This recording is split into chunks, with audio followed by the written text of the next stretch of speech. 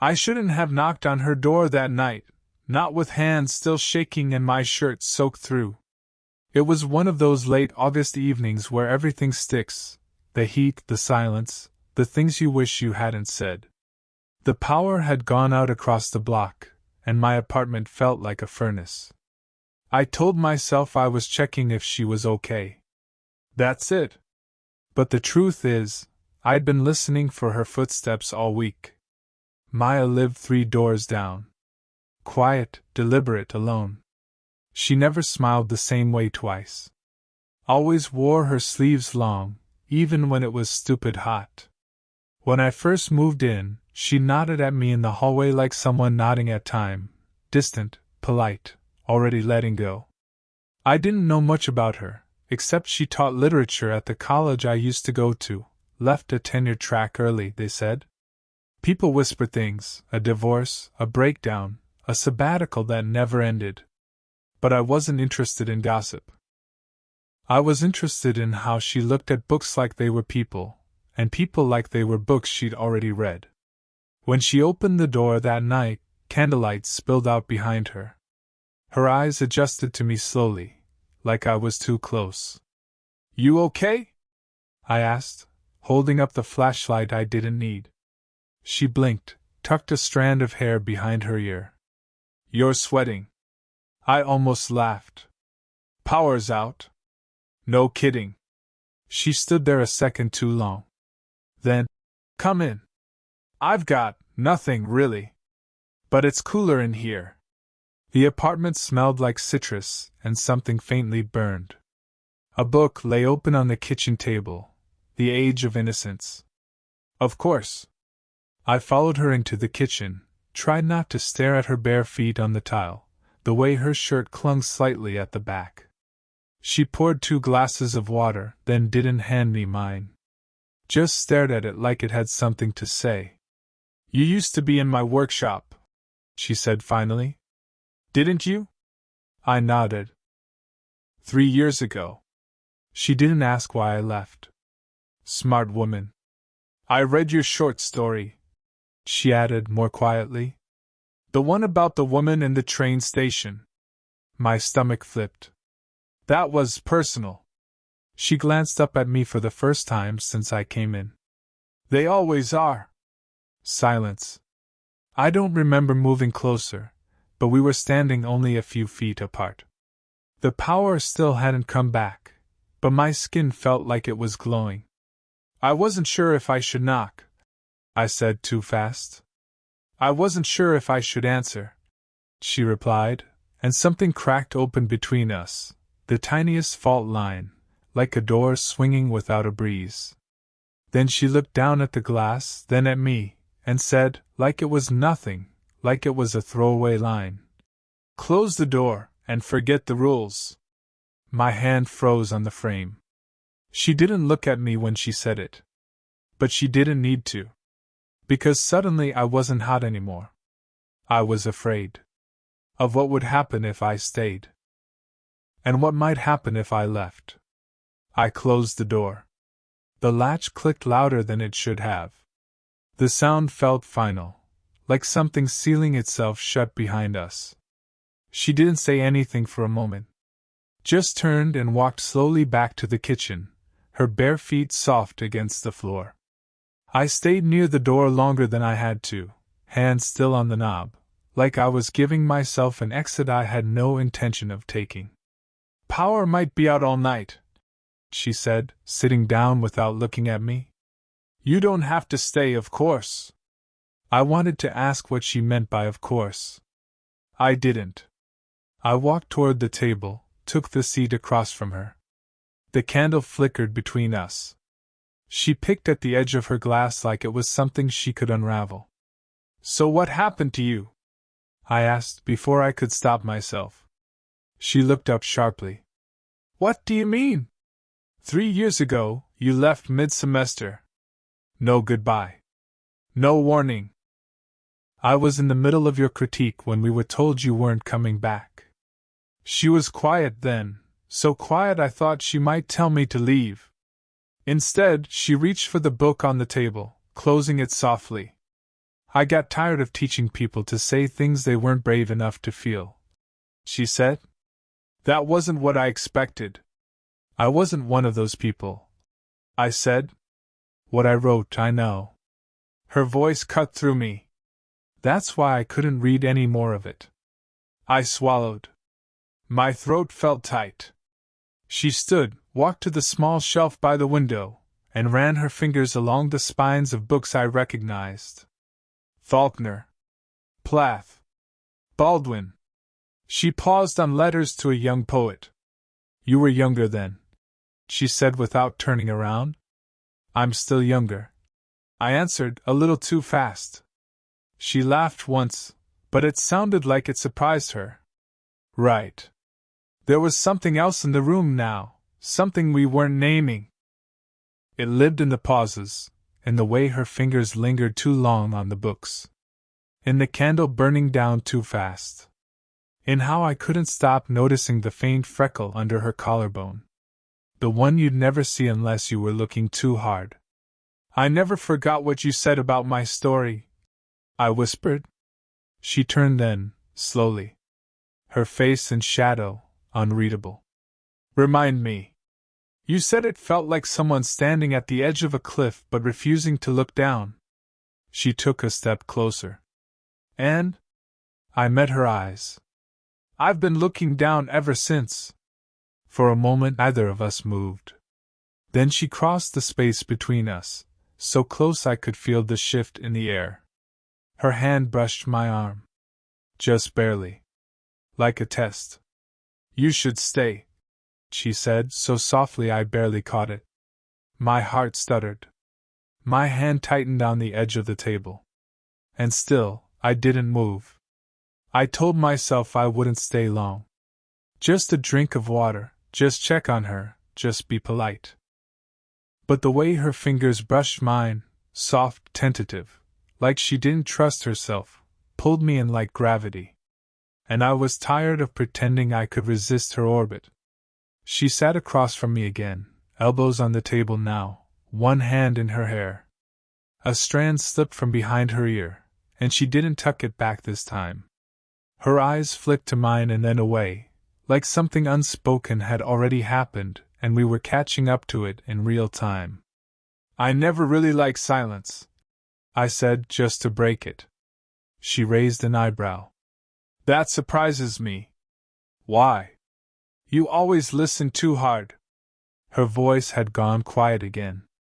Like you were trying to find meaning in the spaces between things. I smiled. Maybe I was just trying to hear you.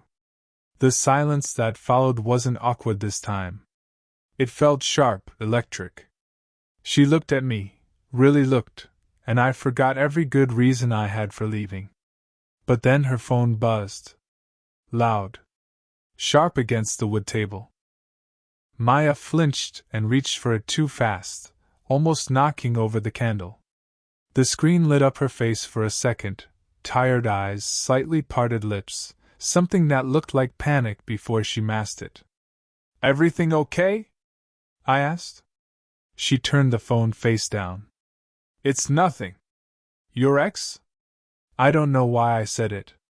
She looked at me, and for the first time that night, I saw her guard drop, not fall, just falter. Her fingers trembled for a split second. I asked him not to call anymore, she said. He doesn't listen well. I leaned back, tension coiling in my chest. Not from jealousy, not exactly, but from something closer to fear. I was in her apartment. Late. She was vulnerable. And I was getting too comfortable pretending I wasn't already in too deep. I stood, suddenly. I should go. Her face didn't change, but I caught the way her fingers curled into her palm. Of course. I didn't mean to stay this long. You didn't. But the lie hung there, between us. Heavy. She rose too, and we stood face to face in the dim light, both trying to say less than we meant. Then, just as I reached for the door, her hand caught mine. Not forceful. Not begging. Just there. Soft. Certain. I looked down at our fingers. My skin on hers. My breath caught. I didn't ask you to forget the rules because I don't know what they are, she said. I asked you because I do. I should have pulled away. I didn't. Her hand was still on mine, and I hated how badly I needed it to stay there. The candle between us had nearly burned out, casting long shadows across her face. I could barely see her eyes, but I felt them. Watching. Waiting. Like she was holding something in her throat she couldn't swallow. Maya, I said, just her name, but it felt like a question. Maybe even a plea. You think this is a mistake? She said, voice low. Say it. I need to hear you say it.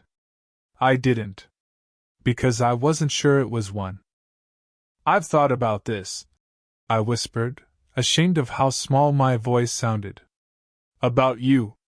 She pulled her hand back, like she touched something too hot. Her jaw tightened. I'm not someone you think about, she said flatly.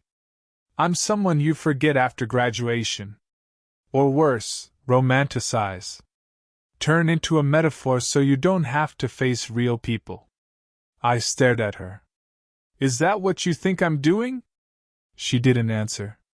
She turned, walked to the bookshelf again, like she needed distance, or armor. I followed her. I'm not a kid anymore, I said. And I'm not here because I'm confused. I know what this is. You know nothing, she snapped, sharp, sudden. Her voice cracked on the word. Silence. Then softer. You know how long it's been since someone made me feel anything? Her back was still to me, shoulders stiff. I said nothing. She reached up and touched the edge of the bookshelf, resting her forehead against the wood. My ex made me feel invisible, she said. And now I'm terrified I only see you because you see me. My chest ached. I didn't know what to do with her honesty, except stand there and let it carve me open too. I don't just see you, I said, stepping closer. I can't stop seeing you. Even when I try. She turned fast. Her face was close now, too close. I could see the shine in her eyes. Could smell the faint citrus again, mixed with something warmer. We stood there, breath mingling. Every part of me screamed to close the distance.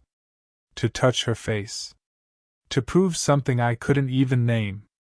But instead I asked, Are you afraid I'll hurt you? She didn't blink. No. I'm afraid I'll let you. That stopped me cold. She looked at me like she already regretted saying it. Like she wanted to rewind the moment and take it back. I reached up, not to touch her, but just to be closer. And she didn't move. Not forward. Not back. We stood frozen there, in the low light, surrounded by books and silence, and the heat of everything neither of us knew how to say. She didn't move. And I thought that meant something. But then, just as I leaned in, not even to kiss her, just to speak near her skin, she turned away. Wait, she said sharply. I froze. Her back was to me again, but this time she was gripping the bookshelf like it might hold her up. Zion, her voice wavered. There's something I didn't tell you. I waited. The silence stretched. She reached into a drawer, pulled out a folder, thick, manila, edges worn, and held it to her chest like it might burn through her. You applied for that mentorship program last year. The one through the department, right? I blinked. Yeah, how did you? I was on the selection panel. Everything inside me tilted. I wasn't supposed to, she added. But they needed someone to cover last minute. It was virtual. I didn't put it together until I read your writing sample. The story about the bookstore in Lahore. My chest tightened. You never said anything. I wasn't allowed to. But I fought for your name. Her voice had dropped. Harder than I should have. My thoughts tangled. That program had rejected me. No explanation. No feedback. Just a form letter. I stepped forward. Wait, you fought for me? She nodded. I told them you had potential. That your work felt raw. Real. But they said it was undisciplined. Too emotional. I swallowed hard. So, why didn't I get in? She looked down. Because I made the mistake of defending you too much. They thought I was biased. They said I wasn't being objective. They took me off the panel halfway through the vote. My breath caught. You never told me. You let me think I wasn't good enough. Her voice was small now. I didn't know how. Something inside me cracked. I took a step back, like the air had shifted. Like I wasn't sure where I stood anymore. I thought I imagined this. I said. This thing between us. But maybe it was always there, and you just, no. She cut in. It wasn't like that. I didn't even remember your face at first. But when I saw you again here, everything came back. Her eyes found mine. And I realized this wasn't just about tonight. This had started long before either of us admitted it. I sat down, hands shaking. You should have told me, I whispered. It changes things. I know. Her voice cracked. And suddenly she wasn't the woman who pulled me into her world. She was someone afraid of what she'd done. I didn't mean to hurt you, she said. And for once, I believed her. But that didn't mean it didn't hurt. The candle burned out sometime while we sat in silence. No one reached to light another. There was nothing left to illuminate. We were both already exposed. She sat across from me, knees drawn up to her chest like she was trying to disappear into herself. The folder sat between us on the table, thick with papers I didn't want to read anymore. I finally said, You made me doubt myself. She nodded. And then you pulled me in like you wanted me here. I did, she said, voice barely a whisper. My throat tightened. Then why does it feel like none of this is real? Maya stood, walked to the window. The sky outside had that pre-dawn bruised blue, like the night was limping into morning. I spent years keeping people at arm's length, she said, telling myself I was protecting them from me. That I was too complicated. Too tired. Too ruined. She turned slowly, folding her arms like a shield. And then you showed up. With that voice and those eyes and those stories that reminded me I used to feel things. And I didn't know what to do with that. I stood too, my voice sharper than I meant. So you buried it? Hid behind rules and silence and some panel vote I never asked for? I panicked, she snapped. Because for the first time in years, I wanted something. Someone. And it wasn't safe. I laughed, but it was hollow. Nothing about this has been safe. We stood there, breaths shallow, staring each other down like the next word might break us for good. Then Maya stepped closer. One night, she said. That's how long it took to undo everything I built to stay alone. She reached up, gently touched my cheek. Her fingers were cool. I don't want to be a metaphor in your story, she whispered. I want to be someone you remember with both hands, not just your words. I closed my eyes. Then opened them again. I'm not walking away, I said. Even if I should. Even if tomorrow you can't look at me. You might hate me for what I said. For what I didn't say. Maybe, I said. But not tonight. She smiled, tired, real, aching. Then slowly, deliberately, she took my hand. And this time, either of us pulled away. We didn't kiss. We didn't fall into bed. We just stood there. Fingers laced. Foreheads pressed. A silence thick with everything we finally stopped running from. They say nothing good comes from blurred lines. They never tell you what happens when the blur becomes clarity. It's been a week since that night. 7 days since she said nothing, but let me stay, not in her bed, but in her presence. 7 days of passing glances, of silent coffee, of breathing in the same space without speaking the words we were both terrified of. And then, this morning, she handed me a letter. No envelope. Just a folded page. Her handwriting slanted and unsure. I don't know what this is yet. But I know it's real. And I know I'm scared. You once wrote that love feels like standing too close to the edge of a roof. You didn't say whether you meant fear or flight. I guess I'm finally ready to find out. I read it 3 times. Then sat beside her, handed it back, and said the only thing that felt true. I'm not here to push you. And she looked at me, really looked, not through me, not past me, and said, You never had to. I'm walking toward you now. Looking back, it wasn't the heat of the room or the glow of candlelight that changed things. It wasn't the touch of her hand or the folder full of words she never planned to show me. It was the silence. The way it held us. Challenged us. Forced us to sit in everything we'd spent years avoiding. Maya taught me how to write when I was 19. She taught me how to feel at 24. And somewhere in between, I think I taught her something too, how to stop disappearing from her own story. It's not perfect. We're not perfect. Some days she still pulls away when I ask too many questions. Some days I second-guess whether she'll regret this, or me, or both. But then she'll reach across the table, touch my fingers like they're familiar, and the world quiets down again. And that's enough. That's real. We never told anyone how it started.